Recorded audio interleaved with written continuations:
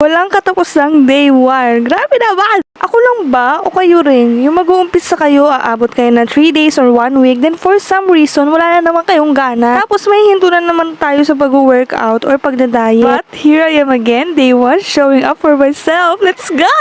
TikTok TikTok attendance day 1. Another motivation to keep going. Pag naman to sa FYP nyo, stalk nyo ako. Tapos pag hindi na nasundan, alam nyo na. Charis. Pang ilang day 1 ko na to, ang hirap magpatuloy sa day 2, 3, 4, 5, 6, 7. Rest month talaga malala. Na-stock na lang yung mga workout equipment. Ang nakinabang na lang is yung mga alikabok.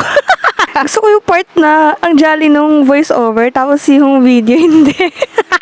Like, it's so serious, girl. What are you doing? For today's workout is glute and legs. Then every day may cardio tayo. So 1 hour walking tayo sa treadmill. 30 minutes, walang weights. Then yung natitirang 30 minutes, nakakabit naman yung weights sa tiyan ko. Ang dagdag bigat. Alam niyo ba, doble kasi yung pagod ko pag may weights. Pag wala to, kaya ko naman 2 hours straight na walking. So far, yun yung pinakamatagal ko sa record ko. Yung weights, mga nasa 2 kg each din to. So pag pinagsama ko, 4 kg lahat. After ko maglakad, mag-glute workout naman tayo. 14 times yung workout ko dito. 20 times each. So yung weights na nasa tiyan ko kanina, inilipat ko lang sa paa ko para meron din bigat habang inaangat-angat ko yung paa ko dyan. Ang gagawin ko nga pala sa 30-day challenge ko is fasting, portion control, workout, and iwas sa unhealthy foods. So guys, ang weight ko ngayon is 79 kilos. So tignan natin kung ilan at ano ang improvement natin after 30 days. That's it for today's workout vlog. See you tomorrow and more chika to come. Follow for more. Huy!